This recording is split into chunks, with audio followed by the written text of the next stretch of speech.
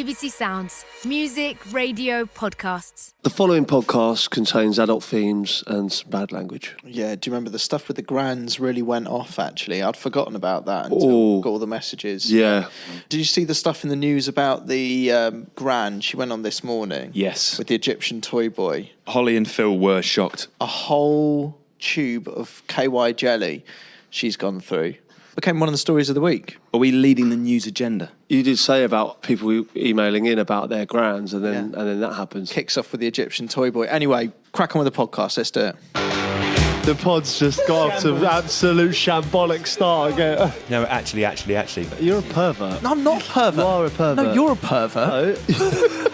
Maths is void now, isn't it, really? There's no sound in space. I'm not disrespecting the Pope. I can't get into the ladies. Why don't you just go in as Chris and come out as Christoph? What is smell? I'm not Attenborough, do you know what I mean? But This podcast is the biggest con on the BBC. we're having it off here. Hello and welcome to another episode of That Peter Crouch podcast with me, Peter Crouch, Tom Fordyce and Chris Stark here in the pub again. All good? This is a nice... We've changed pubs, Chris, haven't we? We've moved from our usual one, which is I had a always... slight issue with the last pub, but only because the last time I was in the toilet, someone was taking photos of me at the urinal. If I were you, I would just piss on them. Yeah. Because that's going to move them at least, isn't it? Yeah, but when he tries to piss on them, the bloke's going to get 3 or 4 shots. You might actually leering over with his cock in his hand. Like that. It's true. And then ultimately, Yeah. ultimately the photo, he's got a selfie with your cock in his sort of ether. Yeah. Pissing on him now. That's probably worse thing to do, really. What have you been up to this week? Anything good? This week I've had my birthday this week. We haven't forgotten. We've got you a card. You do know my thoughts on cards, don't you? Open the card. I do think birthday cards are a bit different than Christmas cards. Yeah, But there no, you go, birthdays mate. are different. But I now like you've got to receiving remember, them. all of us and everyone listening, when it's their birthdays, you need to send a There we card. go. Says it's your birthday. It's got some footballs on it. Dearest Peter, we all know you hate sending cards, so we've done the hard work for you, Tom. May you get better with age. Birthdays stronger. Love, Chris. That's beautiful, that, lads. I appreciate that. You won't be getting one back. No? No. No. Do you still get presents at 39? I didn't get... 39, is it? Yeah. That's old, that. All right. How long do you predict you're going to live to? I feel like Great Danes don't live that long. They're massive creatures. It's hard for their heart to work. I think my heart's working really hard. Yeah, but that's okay, though, because you've lived your life to the fullest. That's what I'll say if I'm asked to do a speech at yours. Thanks. Although I probably won't go. Who do you think will do the speeches at yours? Because it'll be a well-attended funeral, to be Harry fair. Redknapp? Yeah, that would be great. Harry Redknapp doing a eulogy. He'd have everyone laughing, wouldn't he? Like people going in tears and then top player. It was a great man. Top player. Right, do you want to know the average lifespan of a Great Dane? 8 to 10 years. So you're winning already. That's dog years. That's dog years. The average lifespan of a giraffe. I'm going to go 50. 50 for a giraffe? Yeah. Okay. Crouchy? 40. It's 25 years. Oh, is it really? That's in the wild, though. So I imagine there are predators in the wild. If you're a zoo-based giraffe and you're not in imminent danger of being eaten by a lion or whatever it is, maybe you could get 30, 35. Zoo-based will live longer, probably, Yeah. won't they? So, Crouchy, you need to be zoo-based for the rest of your life. Is that even a saying? You're saying zoo-based like it's... Everyone says that. If you're zoo-based... I can't remember if we've talked about this on the podcast, but there's a whale that is in the seas right now. It can live for 300 years. 300 years? So there is a whale right now Nonsense. in the sea, and its heart beats like once every year. Once a year. It's true. Google it. I'm telling you, there'll be some naturists or something. No, that will get in touch naturists with are you. people. All right, there'll be some. There'll be some naked people. No, there'll with be a some, naked person Yeah, who's seen this whale. there'll be a nature person who Yeah, will be on naturalist. to confirm that naturalists that the whale. How can they confirm it? Because he's outlived 3 generations That's of what I people. mean. Unless another naturist has kept a logbook going back 300 years. Saying utter nonsense. Go back through history. Look, this whale has seen the invention of the internet, England winning the World Cup. It hasn't seen England win the World Cup. It's in the ocean. 2 world wars. In fact, probably more than that. I'm not too familiar with the 1800s and what happened there. The invention of the steam railway. Google the old whale. Old whale. I'm telling you, Crouchy. I know. Longest lifespan animal brings Right. up the bowhead whale. Right. Also long? known as the Arctic whale, the bowhead is by far the longest living mammal on Earth. Some bowhead whales have been found with the tips of ivory spears still lodged in their flesh from failed attempts by whalers 200 years ago. The oldest known bowhead whale was at least 211 years old. 211 years old. You never know which way this podcast is going to turn. Isn't that incredible? You know you're going to use that fact. There's a whale. There's literally something on this planet right now, as we do this podcast, there's something swimming in the waters out there that's been around for 200 years, maybe 300. That's nuts, right? Insane. It brings us back to your birthday, obviously, and just want to say happy birthday. And, and I hope you do live a long time. I feel good. And I feel like I've lived it. I feel good. So if I die early, so be it. Happy birthday. Happy birthday, Happy mate. birthday, Crouchy.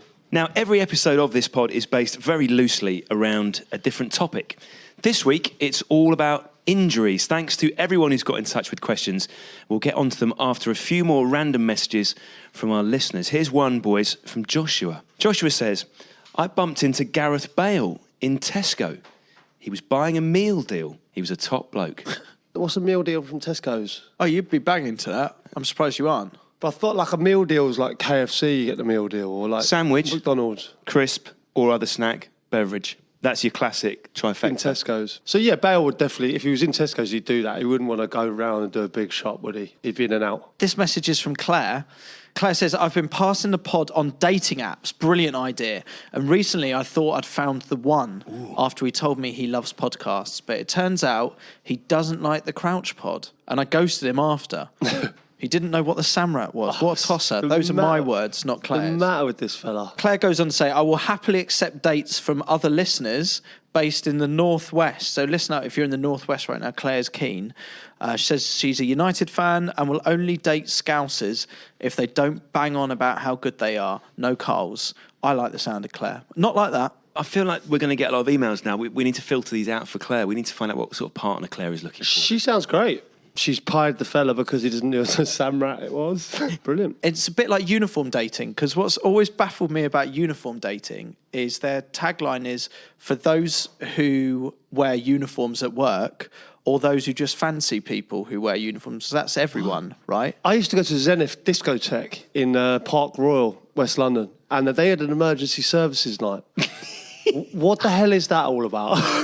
That's great. What are they though? Do you dress up as a fireman? Yeah. Yeah. People like that. People think that's hot. Okay, so it's not only for police. Oh, firemen. it might be. You mean you have to show some sort I of... went, but Did they let I you had no in? reason. I had no clue what I was supposed to be doing. Did you pretend to be one of the emergency services? I don't know. It was quite a long time ago, but I remember going and just thinking, what is this? Everyone was normal, dressed in normal clothes. You got the police, ambulance, fire brigade. I'm assuming the Coast Guard as well. They often get left out of these sort of... Yeah, I But they suppose- are an emergency service. I suppose if you ever want a night out, there's no safer place to have one. No safe place. Yeah. Crouchy, you're bang on. But you've got in without being in the emergency services. Yeah, I So you don't- didn't pretend. No, I just walked in and Officer Crouch. I just walked in. Hello. They're like, in you You're go, in. sir. Well, you've had a truly extraordinary message here, boys. This is from someone who wishes to remain anonymous. I'm an exotic dancer, and I have the luxury of making sweet cash by showing a bit of skin. Luckily for me, it's 2020, and I live in a world where body confidence is cool. I recently had the idea of combining my passion for the podcast with my work. Brilliant. Attached is a photo of my latest entrepreneurial endeavour. Okay, Right, Chris, amazing. I'm going to show you this picture first, and then we'll show it to Crouchy. Have a little look. Oh, blimey. Yeah, exactly. It's not what I expect. I thought it might be the T-shirt, but it's not. That's certainly back stronger. Crouchy, you ready for this? So has she got those printed herself then? I don't think that's official merchandise because we don't have any official merchandise. So our exotic dancer friend has, off her own bat, created a pair of That Peter Crouch podcast pants. Fantastic. I doubled my earnings the first night I wore these, She wore these and doubled her earnings. and I'm passing the pod to hundreds of guys and girls. The conversations are flowing, and I've had lots of people come back to tell me how much they love listening to you. Well, she's saying she's doing well, so I'm glad that we're helping her out. Yeah, you know, fantastic. she's earning more money. She's making conversation. She's meeting people. She's enjoying it. It's all good. She's passing the pod, so it's a win-win. Literally everyone involved is benefiting from it. We want people to be creative in how they pass the pod, and if you can combine it with your work, happy days. Right, boys, it's all about injury. Should we dive in? Let's do it. Yep. Crouch going for the spectacular. Oh, what a goal from Peter Crouch! That Peter Crouch podcast from BBC 5 Live. So lads, everyone's pulled a sickie from work, right? But what I want to know is how this works when you're a footballer. I always think like the tweak of the hamstring is a good one because you don't really know. Do you know if you've broken a bone or you've put something out, you can always feel it or you can tell. With the hamstring, it's just a feeling, isn't it? Unless you get it scanned. So many people have gone for scans and there's been nothing on it. And you go, oh, but I can feel it, I can feel something. And it's a bit embarrassing, isn't it, really? Everything is so tightly monitored now, isn't it? It must be hard to get away with the idea that you're injured and you're not really.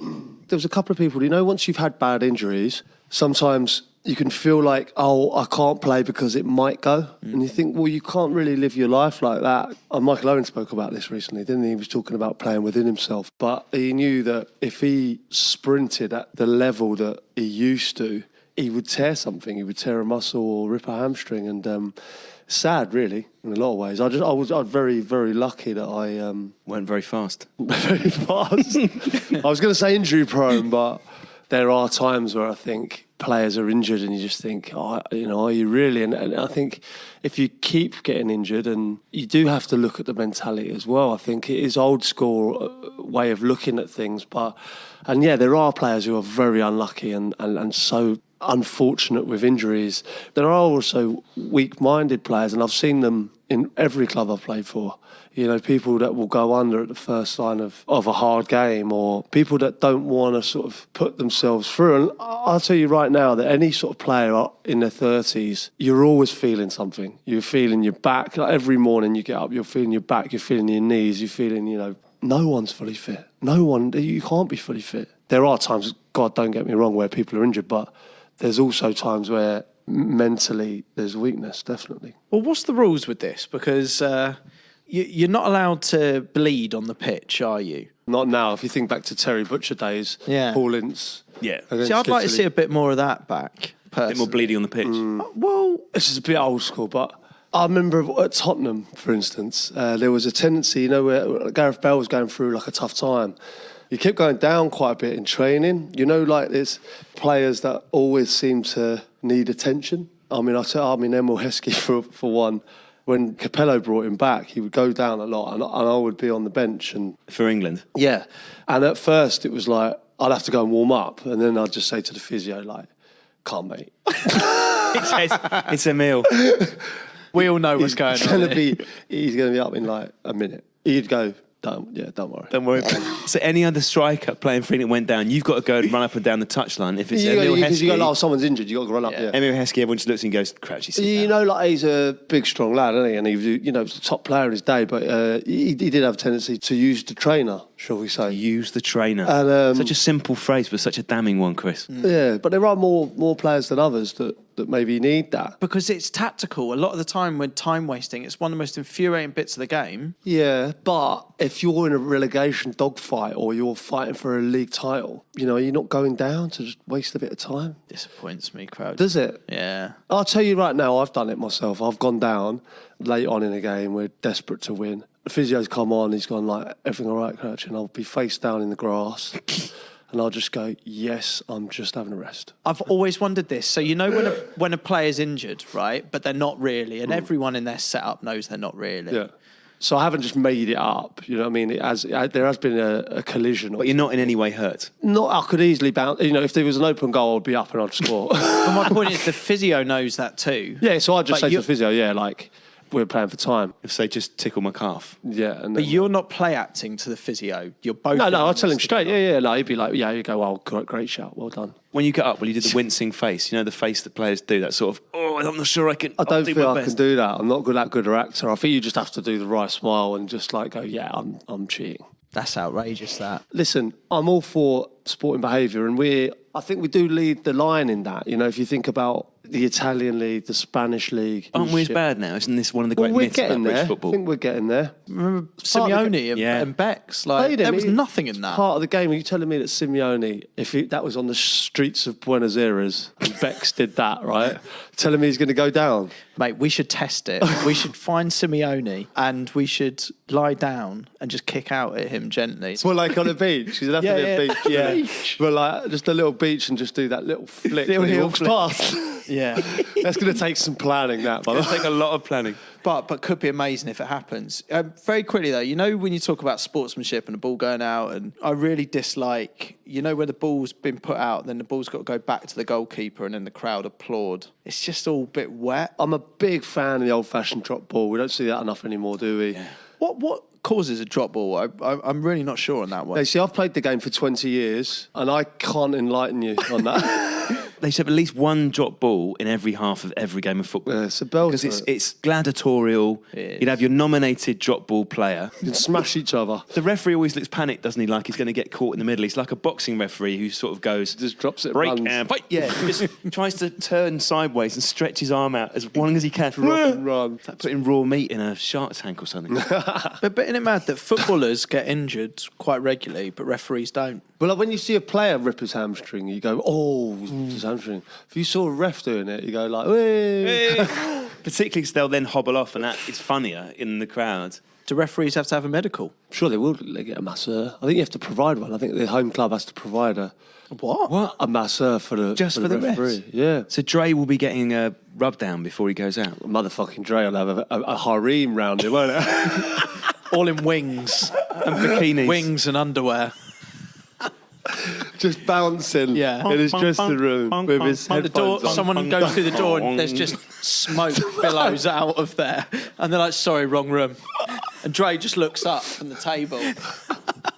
Never disturbed Dre before a game. They have to keep pace. It's glorious watching a referee have to go watch a Liverpool break, and then the poor referee, he's never really picked up in the analysis. But poor bastard's got to run. Got to keep up with Mane and Salah. Crouchy, do it. Next time you're in front of those screens, you've got to pick up, go, I've decided I don't want to talk about the players here, but I want to just circle the referee and just watch him in all his glory. They're just constantly moving, aren't they? They've just got to be very fit. Is it like a milk float? Like a milk float never goes beyond 10 miles an hour, but it can drive for 7 hours. I used to play that way myself, I'll be honest. The milk float. Yeah, similar milk float standards. I would play as a footballer more like a ref. But can you imagine a time, right, where referees are replaced by robots, right? Robot refs. And the idea is at Stockley Park, they can manoeuvre They've a got a robot. joystick. So that the poor ref hasn't got to keep up anymore. There'll be a robot on the pitch. So you still have the referee. Players can shout at the referee if they want to. Robot doesn't hear it's it. a robot, so you can look fucking stupid. But then the robot will, still give the yellow or red cards. But you haven't got Yellow. But you haven't got to worry about the fitness of the ref. As the robot ref, what is he moving on caterpillar tracks? It looks like a Dalek. So he he- can't 'cause he- do stairs. Exactly. Has he got ordinary wheels? Has he got like inline skate wheels, or has he got? Sometimes you sort of see what I'm imagining. You know that camera that goes across the top of the pitch? Spider cam. And it just looks like there's some sort of alien moving across. If you had a robot ref, Crouchy, would you just speak to a small bleeping box, or would you want a robot Mike Dean? It would be a bit strange if it was just, like you say, just a box. What if you tried looking in his eyes and they're just LEDs? Do you know what I mean? Yeah, like Kalina, but with like Kalina, clearly oh, that's a good sort of- show. Kalina Yeah. Terminator robot. Yeah, with like a Terminator, like red its eyes. It turns at you like that. You wouldn't argue with it, though, would you? That's what I'm saying. It does solve quite a lot of issues. And actually, it's a different discussion anyway. No doubt we'll do it. Hey, yes, the truest thing you've ever said. That is quite a different discussion Yeah. that anyone's ever had. Being ill, does that fall under the bracket of it? Yeah, well, it depends how ill you are. If I had colds or coughs or flu or whatever, I always used to like to train to sort of sweat it out. And I always felt that if I trained, it would, although it was hard getting up and feeling so rough, as long as I got myself in there, I got a sweat on, I'd always sort of shake it off within a day or two, But I think if you stay at home and sort of fester and don't get that fresh air or don't get that workout, then I think it can last longer. Well, here is a remarkable stat. I think you only missed 7 games in your career through injury. 6 of those were for a hamstring, 1 game for the flu. That's extraordinary. I do feel very proud of that record, and I played through some injuries and stuff, but I was also very, very lucky because I've played in games where people have broken ankles, done their cruciates, and I found being in the gym and watching the lads go out for training the hardest thing. And I would only be injured for a week at a time, maybe. And I found it so tough. Just like the dog that didn't get picked, you just, from the pet shop, you just hand against the wall in the gym, just looking at the lads, like with a little tear rolling down your eyes. I used to see Ledley King and just think of that dog in the pet shop. You don't want to give them the chance, though, do you, as well? You don't want to give another player a chance. If you're ill, because that's the work that you're in. I found that as well, yeah. If you're in the team, even with England, like a lot of my caps, I wasn't first choice striker, I know that. I'm honest enough to admit that. Wayne Rooney and Michael Owen would start for England if they were fit. I don't want to say thankfully because it's horrible to wish that on someone, but they were injured and I played. So, although I didn't wish it on them, it was a good thing for me.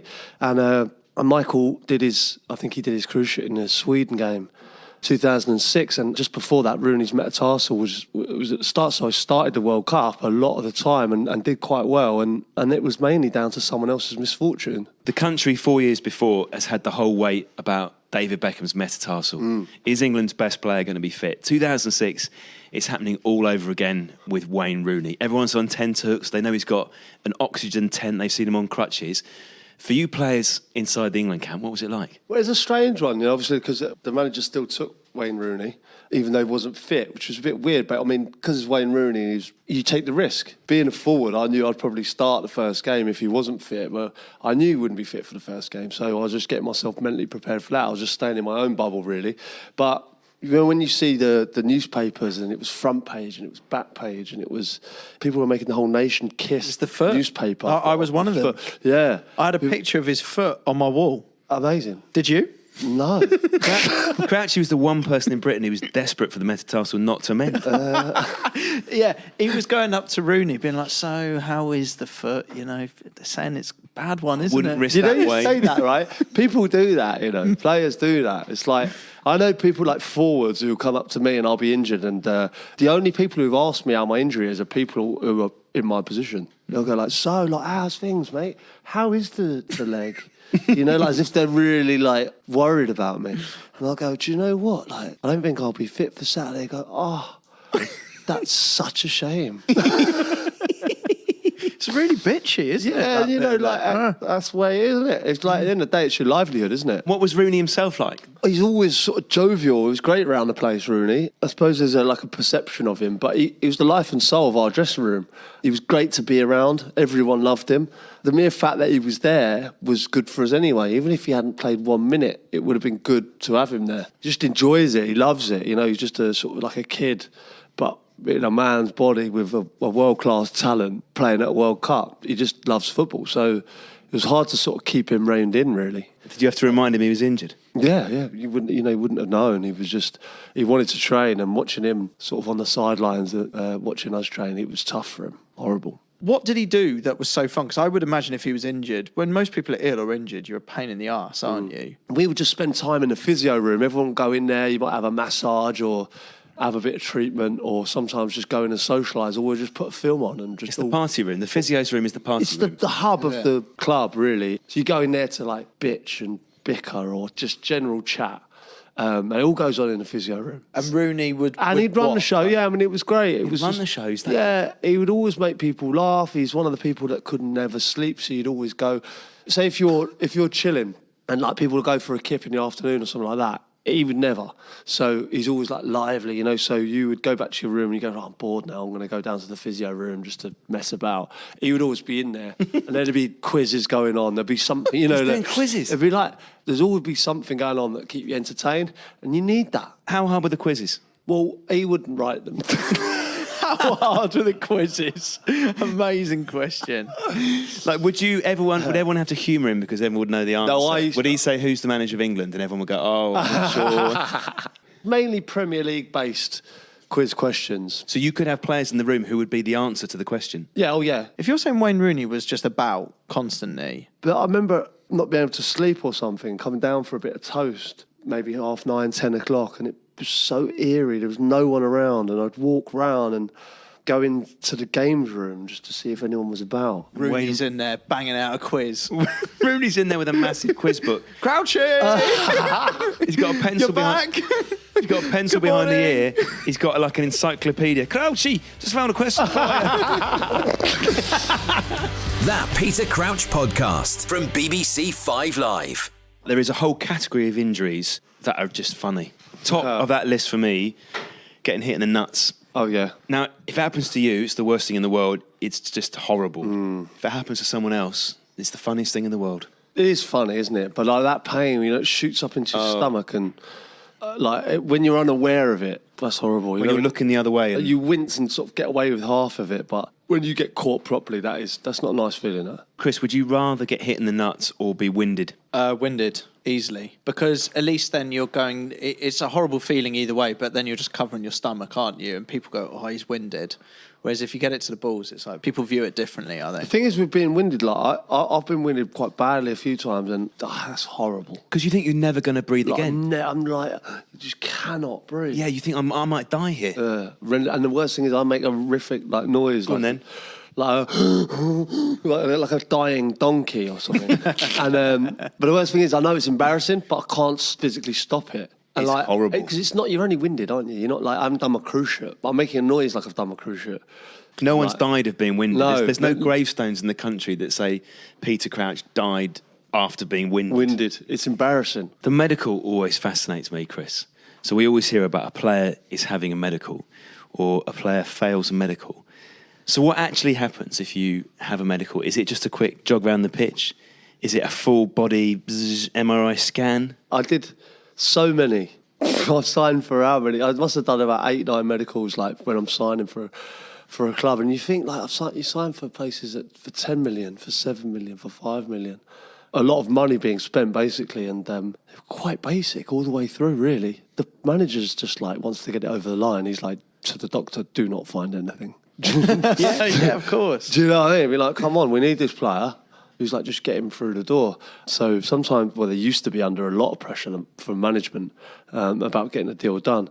There's a famous one where a particular club were going to sign Demba Ba, failed him on a medical, and he went and banged 30 goals in for Newcastle that season. But if you find something, you find something. You can't unsee it, can you? I love Watford to bits, right? I think a player can be fit for Watford and unfit for Liverpool. Does that make sense? It's like, as in, we'd probably accept a slightly knackered but brilliant player. Right. Where other clubs might say no. Surely it's club to club are saying whether you're fit or not. But the thing is, on a scan, if you've got a tiny bit of cartilage which is about to snap, it's a gamble for you to sign that player for £10 million, pay him 50 grand a week for 4 years, and that ligament could snap at any time. Would you buy a house, right, that is potentially subsiding? Let's say I was buying your current house, right? If you were buying your current house and it was subsiding, you would consider not buying it. Yeah. Right? I'd buy it. Because you're Watford and he's Liverpool. What? That's unbelievable. What a comparison. But it's kind of true, isn't it? Because what you're saying, Chris, is you've got much less to lose. Yeah. Because you're never going to live in a house like that. Yeah. But I think what I'm trying to get at in very broad terms is that football clubs must have different standards of medicals. It's not hard and fast rule whether you're fit or unfit, surely. Is it like a sort of loan where you can get a different rating, where you, because you played 599 games and you missed 7, you'd have like a AAA rating? Yeah, 100%. Whereas Daniel Sturridge has got like a F+. And because my history of games was very, very good, and I didn't miss many, it was not as thorough medical. It's like a car. Say you're buying a second-hand car.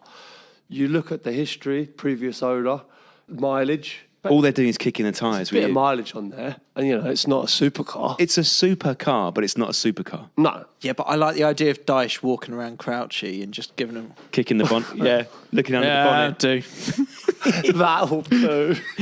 Looks solid. I'm only going to use it for going down the shops.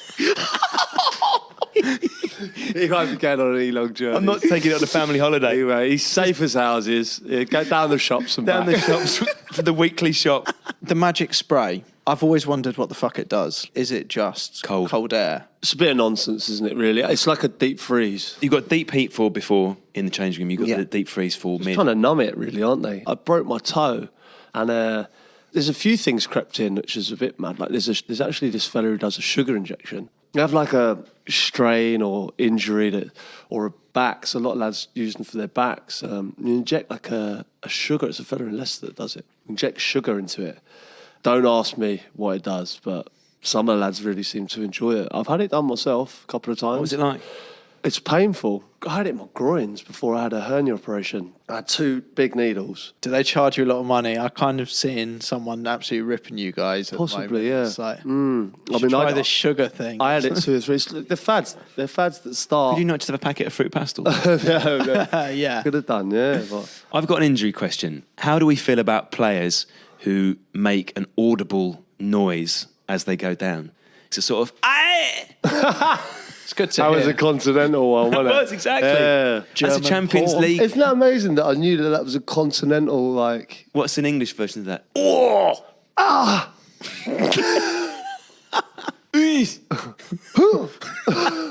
Like, I'm great at accents, so... Yeah, go on, give us a Spanish. You've just had a stud down the back of the Achilles in your Spanish. You are a German player in the Bundesliga and you've just had a stud to the right knee. Oh, no!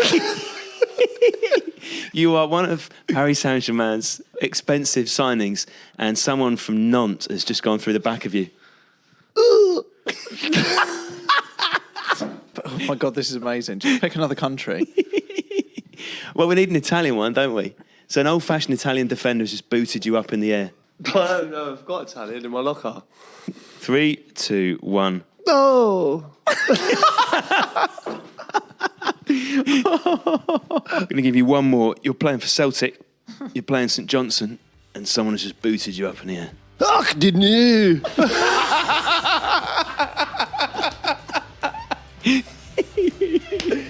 Oh, it's so good.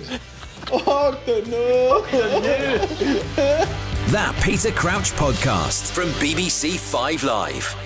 You know, the physios come on, they've got earpieces and they're clearly communicating with the bench. Yeah. What exactly is the level of communication? Are they coming on telling you tactics? So one of the coaches will have an earpiece. Someone up in the stand will have an earpiece who's watching the game from a different perspective. The physios, the doctors will all be tuned into an earpiece. And when an injury happens, the physio will run on. He can then relay to the coach or doctor exactly what he's seeing or doing. And you know straight away, if it's a bad injury, he'll say, look, he's gone. He's got to come off. Then the manager will then get that information within seconds whilst he's treating him.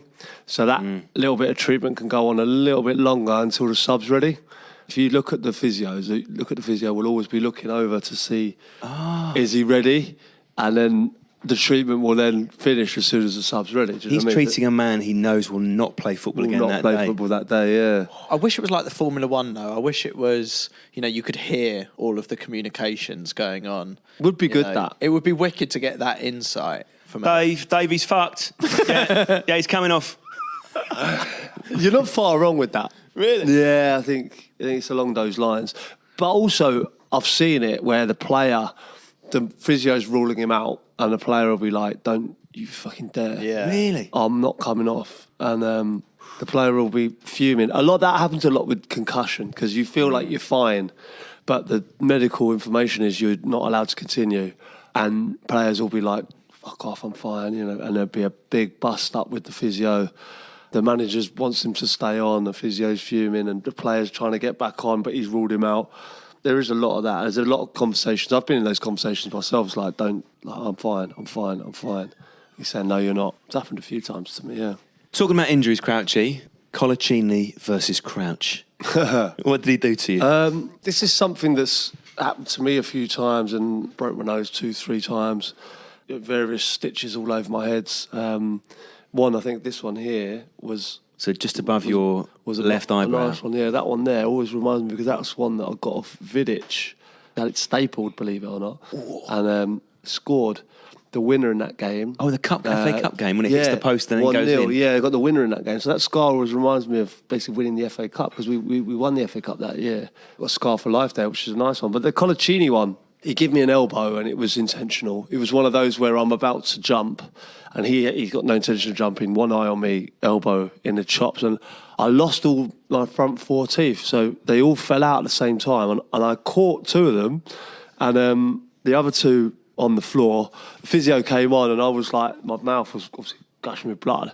And then I had the 2 teeth and I was like to Dave, the physio, I said, can you get them back in? he was like, mate, I think they've gone. Anyway, I tried to sort of play, but there was no chance.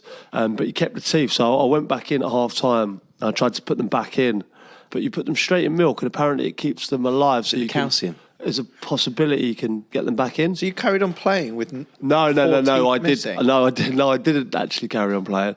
I was told to get off, but when I got in at half time, I had the teeth in my hands. I'd love to have seen you try and put your teeth back in. Oh, the pain of that. It was awful, really. Throughout. So that challenge meant that you had to get new teeth. These front 4 teeth are all false. You're not going to take them out now, No, are you? a lot. They're not. No, they're in. They're all stuck in there. How are they stuck But in? they're filed down to pegs and they're like veneers now. So the front 4. But then people say to me, like, I've been called the 4th BG a couple of times. And I'd just like to address it now that it was a medical procedure rather than a cosmetic one. To deliberately look like the 4th BG. Well, I that's a didn't want to popular look like move. the 4th BG, but I can see it. What about when you did your nose that time? Your nose got splattered. Yeah, I splattered my nose a couple of times, but there was one particular time at Liverpool where I bent down to head away a corner, and it was against Sheffield United, and Rob Hulse booted my face instead of... I headed the ball and he booted my face. My nose was everywhere, and got in at half-time and was getting my nose fixed. So you're in the changing room on your back? In the changing room on my back, yeah. My dad came down to see me, make sure everything was all right. He said, oh, yeah. I said, how bad is it? You know, because you don't know, do you? I don't know what I look like at all. I said, how bad is it? He said, it's okay. You'll be fine. And then the doctor was, yeah, you'll be all right. Let me just fix it a little bit. And then the boys all came in at half-time. I remember Cara bursting open the door and going, the fuck happened to your face? No. Obviously, the bedside manner wasn't quite the same for Jamie Carragher as it was with the doctor. And I couldn't really breathe because I was fine when I didn't know. Then when I knew, I all of a sudden couldn't breathe, and I got more worried about it. And then I found myself sort of panicking a bit. There was no sort of passage for air to go through my nose. I was only mouth breathing. The tunnel had collapsed. Oh, it was horrible. But I had to get that done. I got it done in Ormskirk, believe it or not. So I had a nose job. Got a new nose. I got a new nose. So my nose before was a little bit wonky. I had it smashed to pieces by Rob Hulse, and then I got it lined up pretty straight now. You've got a nice nose. So I actually improved my looks on both occasions. Rob Hulse has done you a massive favour. Original Crouch, a battering to the face has improved you massively. I've took an elbow and a boot to the face. It's and worked made me wonders. better. That Peter Crouch podcast from BBC 5 Live. Boys, that's all we've got on injuries. Before we get on to some more messages from listeners, I think we need to rule out another Premier League star out from being parched. This is the thing that everyone's talking about at the This has moment. been huge. Who is parched? It's like the Masked Singer. Have you seen that Joe Allen's Wikipedia page has been updated Really? to confirm that Joe Allen is not parched? It does not say that. Does it really say that? Yeah. Shut up, really. That is mega. Well, what's great is that loads of people are hassling footballers and questioning them, you know, are you parched? Are you parched? It's become this sort of legendary bit of the game. But one of your former teammates got in touch this week, Steve Sidwell, wants to rule himself out from being parched. He's been getting a lot of tweets. He's come out and formally denied it. And I'd like to back Steve Sidwell up on this occasion. He tweeted and said that he was not parched and he would rather be anything but parched. Sidwell would rather be an inman, INMAN, than be parched. Yeah. And that has opened up a whole new front. Yeah. Do you know what an inman is? I'd have to say I don't know. See, I think that's bullshit. No, I think this Inman thing is one of the biggest secrets in football that I think we're beginning to expose. There's a certain footballer who has loads of comments on his Instagram. Joe Hart writes "Inman" underneath their profile quite a lot, and that player is James Milner. Ooh. Newspapers have speculated that the word "in-man" means like "get in, man." I think we all know it doesn't mean that. It apparently means, and someone told me this, and you can confirm or deny, apparently it means a player that just chooses not to go out. I don't know. You clearly know. Explain to me why Joe Hart is writing on James Milner's Instagram, "in-man." You'd have to ask Joe. It's your podcast. I'm telling you, I'm blowing the world open. All you need to know is you don't want to be an Inman. But having said that, you'd rather not be Parched either. Is either Chris or me an in-man? No. God, it was a long pause there, Chris. I don't know how you felt about that. It was tense. That was tense, wasn't it? But James Milner, No. Say no. he's so triggered, he's worried.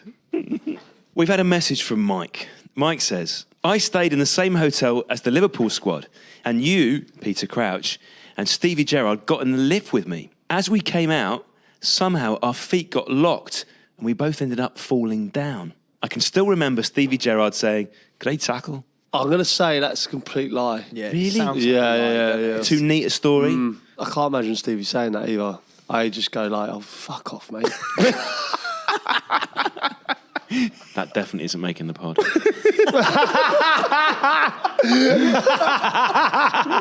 We've learned so much on this. We've learned that Wayne Rooney sets pub quizzes for the England team, and that Stephen Gerrard has an aggressive way of replying. Switches everything, doesn't it? Here's a message from George. In between stuffing his face in the BT studio, Crouchy clocked me kissing my ring in the stand at Molineux. Seconds later, my beloved Wolves scored against Liverpool. I now truly believe in the power of the ring. I was stuffing my face because I had a roast dinner came. And In the studio during the match? When the game's on, we get food. I had like a roast dinner, but then they brought out like this chicken and chips after. After a full roast? Do you find yourself in embarrassing situations where you're with, other pundits, right? But then people who obviously, they haven't all got podcasts. So people shout stuff out or do the whole like kiss and ring thing. And they're looking at these people going like, what the fuck's going on? But it's your audience. I'll walk past and someone will just shout, piss off Carl. And I'll be with like Rio and Jake Humphrey, for instance, and you'll go, why are they saying piss off Carl to you? And you're like, well, it's just my podcast. it's what we do. Chris, you got one from Sam. Yes, on a night out in Manchester a few years ago, I went to the toilet and Patrice Evra came in after me. I noticed Evra was haggling the no spray, no lay guy. Evra had a couple of sprays from the aftershave on offer, but didn't have any coins to pay the bloke. So I gave the bloke a couple of quid to cover Evra's bill. As we walked out, I asked for a photo and his reply was simply, fuck off. That's appalling from Evra. Oh, that's bad. Isn't it? That's really bad from Evra. That's multiple crimes from Patrice Evra there. The Everett I know is not that person. Really? I don't think so. I've met him. He always seems to be a lovely fella. What about the chicken thing? Yeah, that was... that was fucking weird. It's just like, we can't dress that one up, can we? I don't know where he's thought that one up. You watch it back, don't you, as well? It's bizarre. Don't you? You know, if you post something, you get video or something like that, you go like... He's gone, yeah, that's good. He's gone, that's good to go. Wouldn't you love to see a Gogglebox special where Fergie watches that?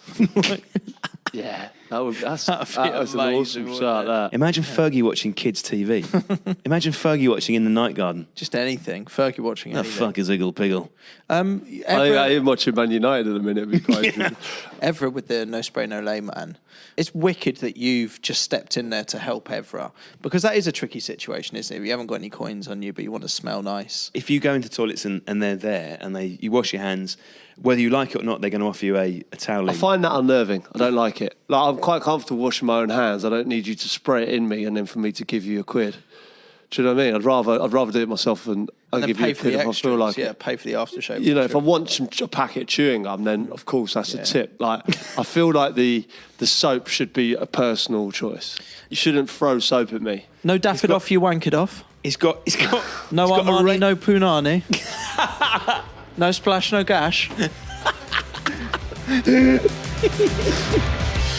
That Peter Crouch Podcast from BBC 5 Live. So that was our episode about injuries, which is the last before our mid-season break. Hold on, what? Yeah. Mid-season break, Crouch, they're all the rage. We also did one in Series 1. It worked out quite well for us. Bit of time to refresh, to regroup, and to come back stronger. I'm not into it. A little bit of a break, and then I know we are part of your Wednesday routines when the pod gets dropped, but, you know, we can come back stronger. Little break doesn't do any harm, does it?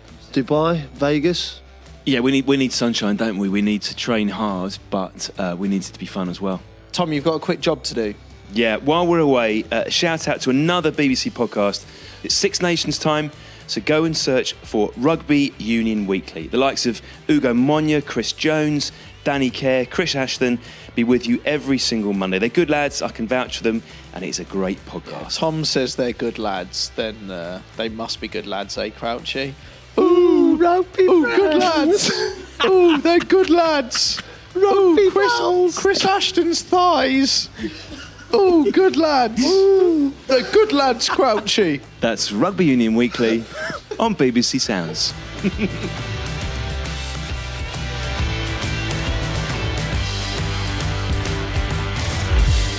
BBC Sounds. Music, radio, podcasts.